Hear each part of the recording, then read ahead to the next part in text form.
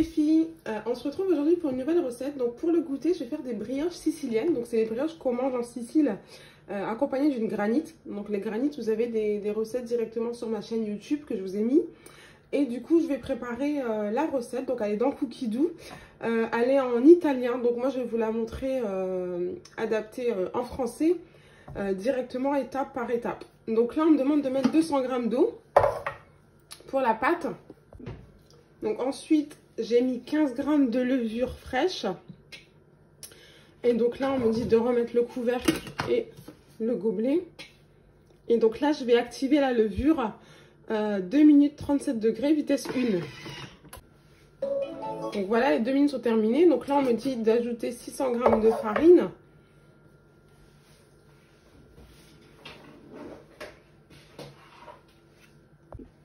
Donc voilà, j'ai ajouté ma farine. Je vais mettre un œuf.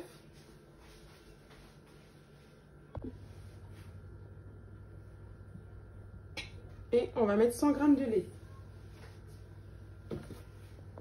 Donc là, on me demande 150 g de sucre en poudre.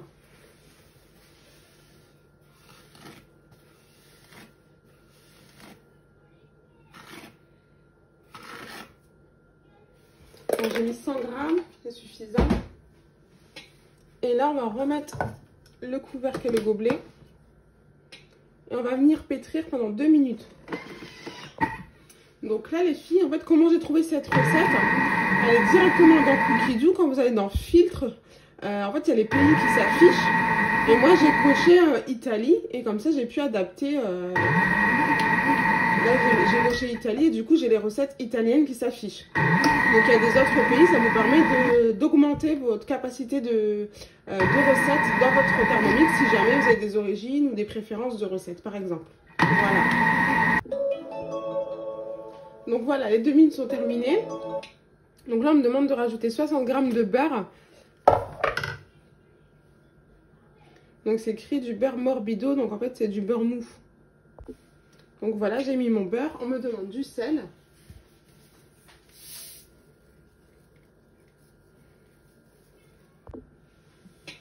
Et là, on referme, on va pétrir une deuxième fois, 2 minutes. Voilà, donc là on me dit de transférer la pâte dans un saladier. Et on va la laisser reposer. Donc je vous rappelle les filles, donc je vous montre la pâte, elle est bien élastique, un petit peu collante. Donc pour débarrasser votre pâte du bol, donc on renverse le bol. Et on va venir jouer avec les couteaux. Et ça va faire descendre la pâte.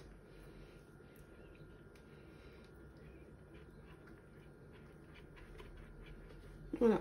Si vous la voyez descendre. Voilà. Donc voilà, j'ai mis ma pâte dans un saladier. Je vais laisser reposer 1 à 2 heures. Et puis je vous montre la suite. Voilà, donc là, après 1 heure, 1 heure et demie de lever, donc je suis venue faire des pâtons de 100-120 grammes.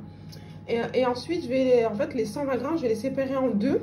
Et la première partie, j'ai fait une boule, je l'ai mis dans le moule, je vais faire dans un moule à brioche.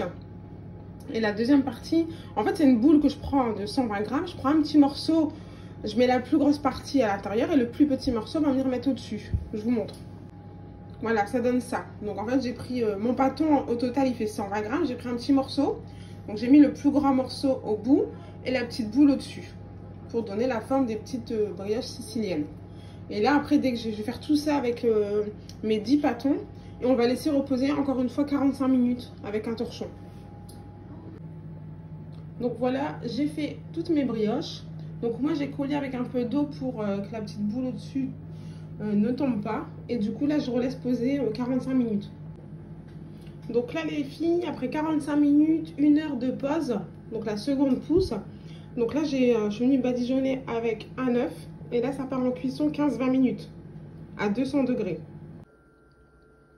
Et voilà les filles, donc après 15 minutes, les brioches siciliennes sortent du four. Donc c'est juste magnifique, le moelleux. Et ça se déguste avec une granite. Vous pouvez retrouver des recettes de granit sur ma chaîne. Par contre, au niveau des granites, les filles, c'est pas les granites que vous trouvez ici en France dans les appareils qui tournent. C'est vraiment les granites que je mange en Italie. Donc c'est pas les mêmes goûts, mais franchement je vous les conseille, c'est très peu d'ingrédients. En général c'est des fruits frais et c'est juste trop bon.